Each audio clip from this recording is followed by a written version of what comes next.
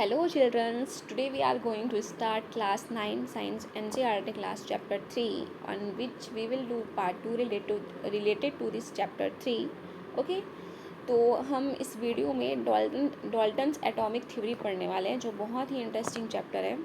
ठीक है, ये जो वीडियो है वो हिंदी और इंग्लिश दोनों लैंग्वेज में रहेगी, सो आपको कोई भी प्रॉब्लम नहीं होगा। तो चलिए स्टार्ट करते हैं। इनमें हम पढ़ने वाले इस वीडियो में हम पढ़ने वाले कि डाल्टन कौन थे, उनकी जो एटॉमिक थ्योरी थी वो क्या है, उन्होंने कैसे सोचा इस थ्योरी के बारे में। ठीक है, ये सब चीज़ें हम देखने वाले हैं। तो स्टार्ट करते हैं।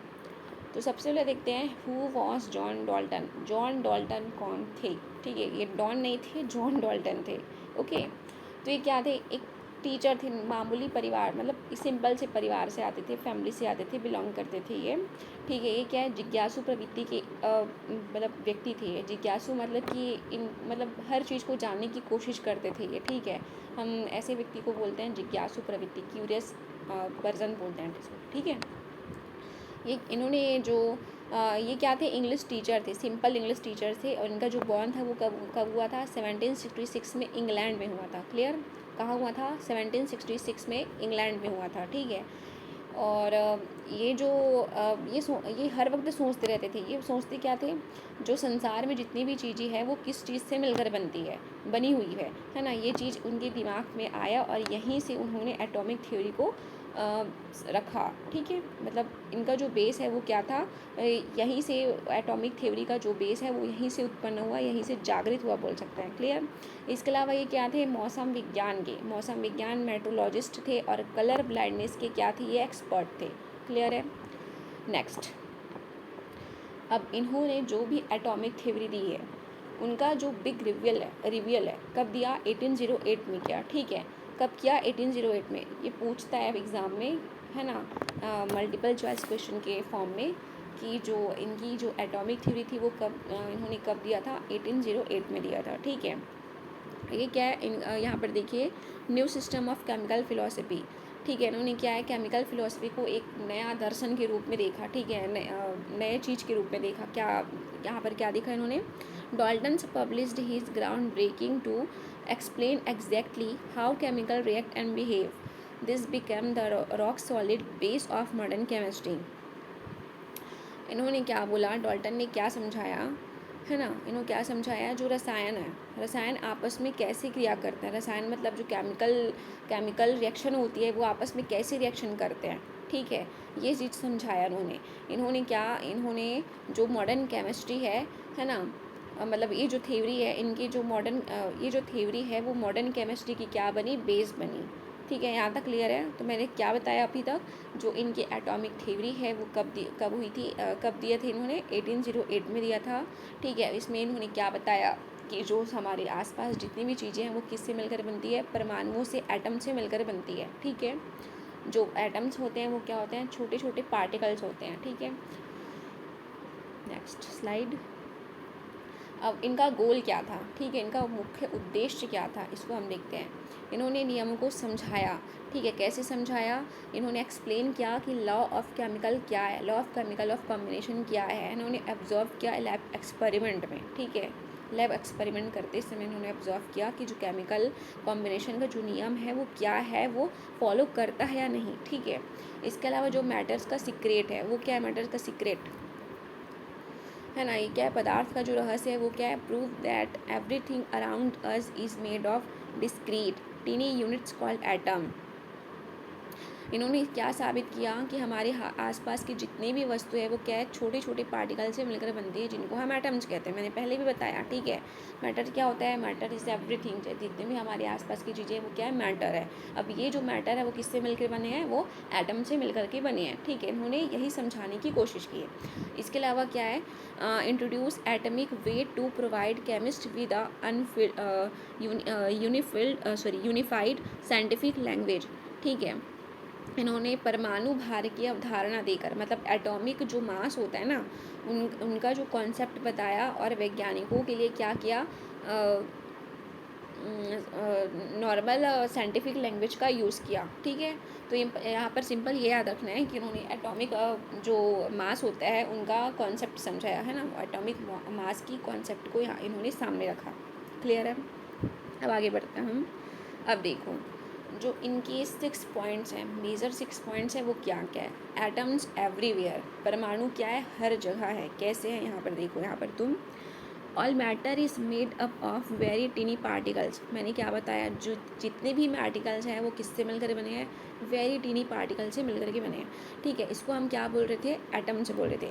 मतलब जो मैटर है, जितने भी मैटर है हमारे आसपास में, वो क्या है, छोटे छोटे पार्टिकल से मिलकर के बनते हैं, जिन्हें हम एटम्स बनते हैं, एटम्स बोलते हैं। ठीक है, तो यहाँ पर ये जो लाइन है वो यही बता रहा है, they are the ultimate invisible building blocks of everything. ठीक है, मतलब कि ये क्या है, इनविजिबल है। ठीक है, ब्रह्मांड के अदृश्य बुनियादी ढांचे हैं। मतलब कि अब हम देख तो नहीं सकते ना, हम देखते हैं क्या कि एटम्स कैसे दिखते हैं, ये तो हम माइक्रोस्कोप के द्वारा ही देखेंगे ना, तो ऐसे तो देख नहीं सकते। तो ये क्या है, इनविजिबल है। मतलब they are the ultimate invisible building blocks of everything. Clear.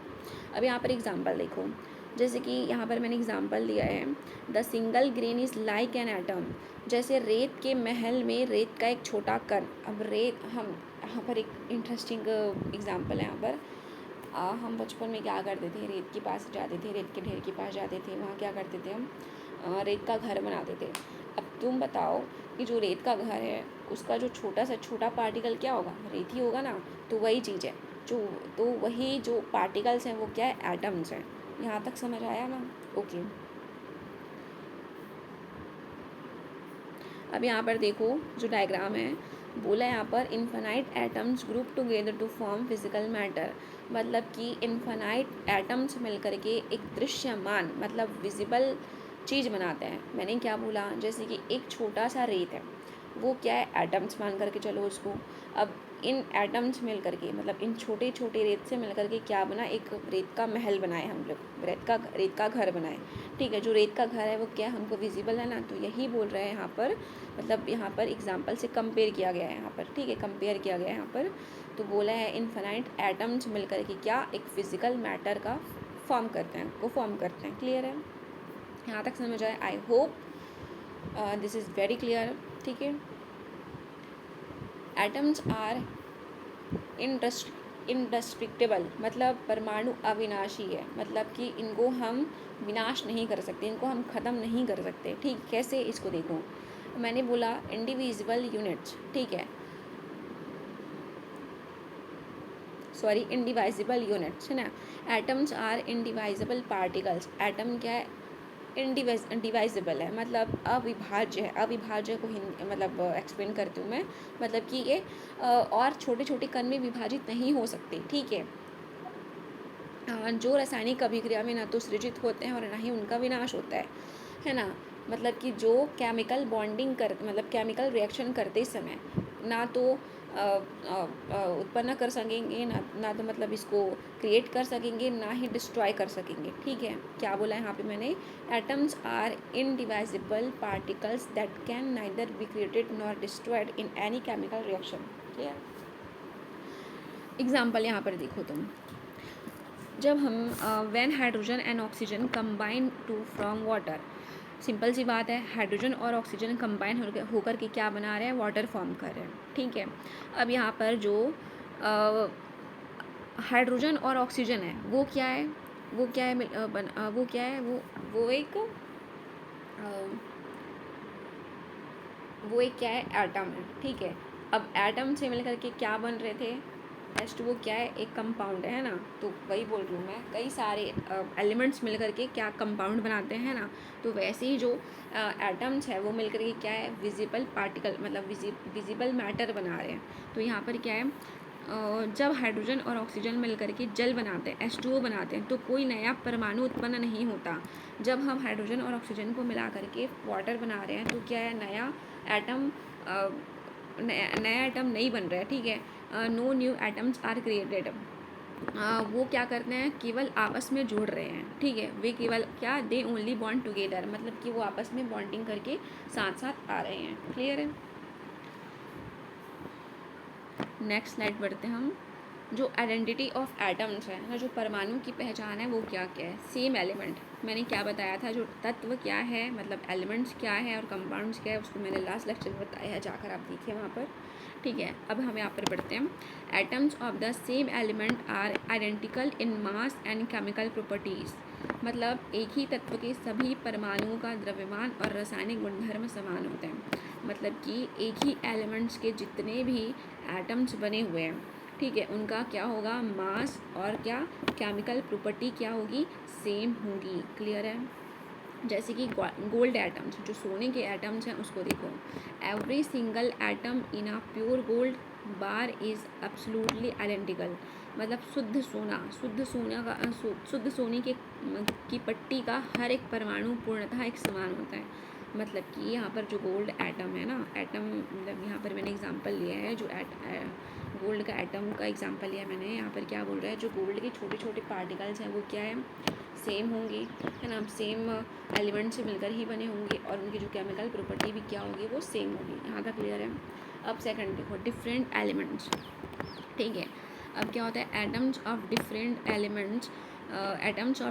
Elements have different mass and chemical properties. भिन्न भिन्न तत्वों की, मतलब अलग अलग एलिमेंट्स के परमाणुओं की, अलग अलग एलिमेंट्स के एटम्स के जो मास है और केमिकल प्रॉपर्टी है वो क्या होती है, भिन्न भिन्न होती है। ये मोस्ट इंपॉर्टेंट है। यहाँ पर देखो हम क्या कर रहे हैं, आइडेंटिफिकेशन कर रहे हैं किसकी, एटम्स की। ठीक है, यहाँ पर देखो कार्बन वर्सेस ऑक्सीजन। ठीक है, a carbon atom is lighter and behaves differently than an oxygen atoms. अब कार्बन और ऑक्सीजन क्या है, अलग अलग एटम्स है।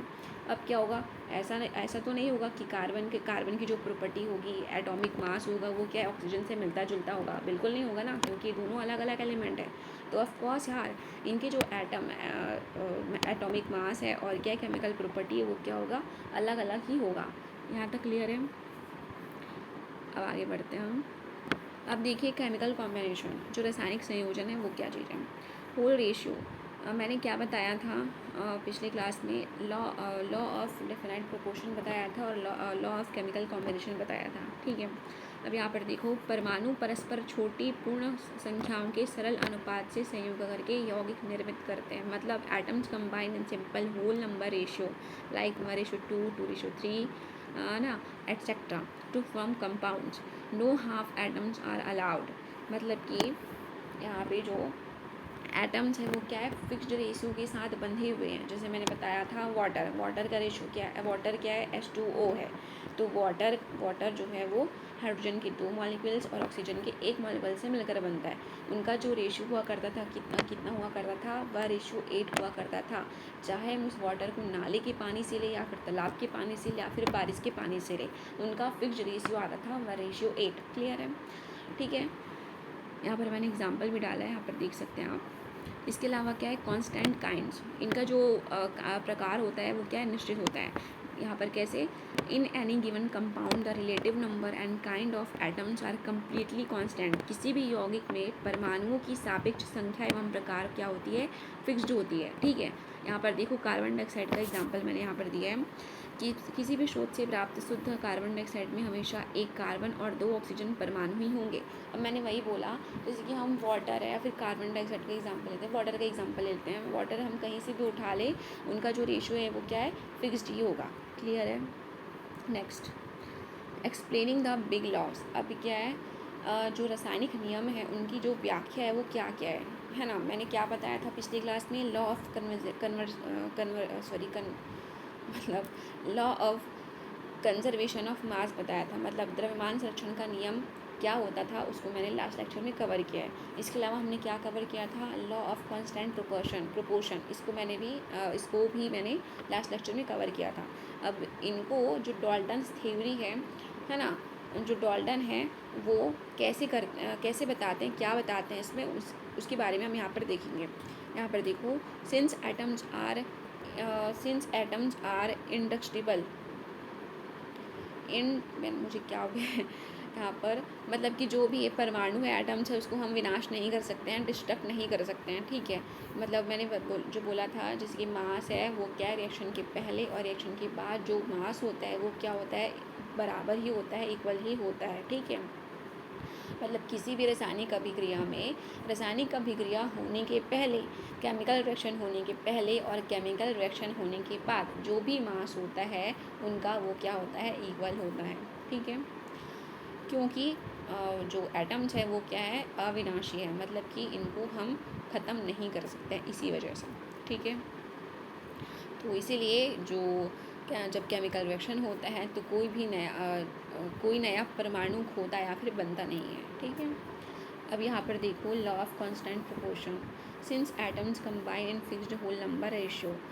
अभी मैंने एग्जांपल दिया, जैसे वाटर का एग्जांपल दिया था कि हम वाटर को कहीं से भी उठा लें, है ना, तो उनका जो रेशियो होता है, फिक्स्ड रेशियो होता है, वो क्या होता है, 1:8 ही होता है। तो इन्होंने क्या बोला, chemical compounds always have ironical proportion elements by weight, चूँकि परमाणु निश्चित सरल अनुपात में जुड़ते हैं। जो एटम्स है वो क्या है, एक सर्टेन फिक्स नंबर से जुड़े होते हैं, फिक्स रेशियो से जुड़े होते हैं, इसलिए जो प्रत्येक रासायनिक यौगिक का भार अनुपात सदैव स्थिर रहता है। मतलब इसीलिए केमिकल कंपाउंड का जो मास होता है वो क्या है, उनका रेशियो क्या है, एक फिक्स्ड होता है, फिक्स रेशियो में होता है। क्लियर है। नेक्स्ट पढ़ते हैं हम। अब यहाँ पर देखते हैं समरी ऑफ पोस्टुलेट्स, मतलब जितने भी थ्योरी है उनका जो हम फटाफट एक बार रिवाइज कर लेते हैं, रिकैप कर लेते हैं, ठीक है। हमने क्या पढ़ा था, matter is made of tiny atoms, जो मैटर है वो क्या है, बहुत सारे टीनी एटम से मिलकर के बनते हैं, ठीक है। सेकंड क्या था, एटम्स आर इंडिवाइजिबल, मतलब कि जो एटम्स होते हैं वो क्या अविभाज्य होते हैं, ठीक है। इनको हम और छोटे छोटे टुकड़ों में नहीं तोड़ सकते, ठीक है। और इसके अलावा ये क्या होते हैं, ये इनको हम नष्ट नहीं कर सकते, ये अविनाशी होते हैं, ठीक है। इसके अलावा क्या था, same elements have ironical atoms, एक ही एलिमेंट्स के परमाणु, मतलब एक ही एलिमेंट्स के एटम्स क्या है, भिन्न तत्वों के भिन्न होते हैं।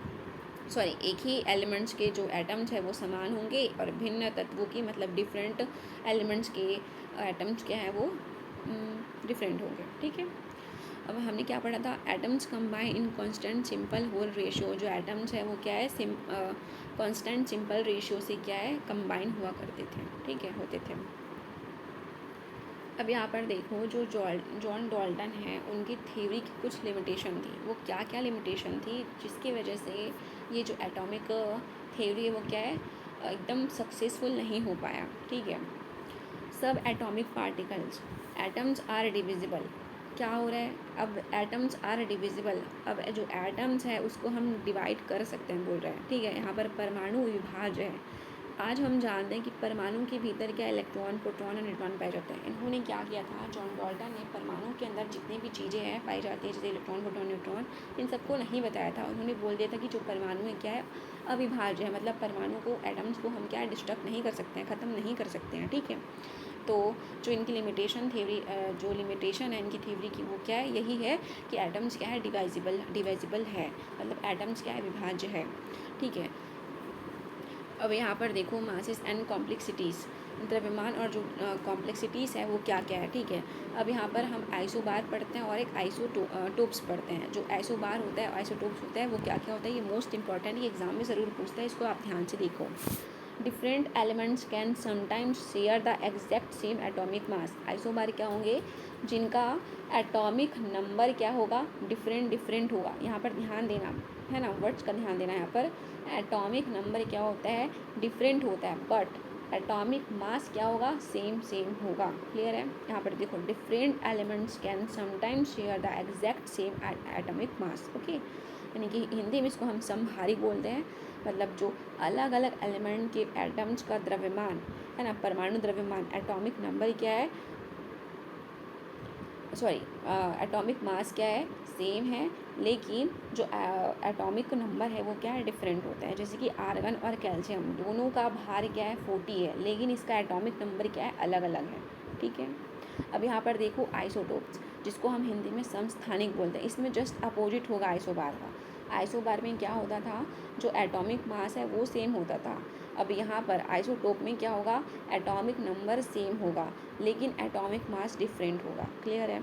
जैसे कि यहाँ पर देखो कार्बन का एटॉमिक नंबर क्या है, 6 होता है ना। यहाँ पर लेकिन यहाँ पर हम कार्बन के जो दो आइसोटोप्स है उसको देखते हैं, कार्बन 14 और कार्बन 12, जो कार्बन C12 और C14, कार्बन 12 और कार्बन 14, इसमें क्या है, एटॉमिक मास डिफरेंट है और एटॉमिक नंबर क्या है, सेम है, ठीक है। क्लियर है आपको यहाँ पर? ओके।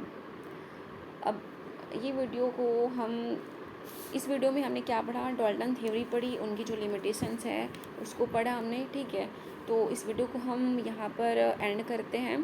सो आपको अगर कोई क्वेश्चंस होगा तो आप कमेंट में पूछिएगा। अगर आपको वीडियो अच्छी लगती है तो वीडियो को लाइक करिए, शेयर करिए, और कुछ भी क्वेश्चंस होगा तो आप कमेंट कर सकते हैं।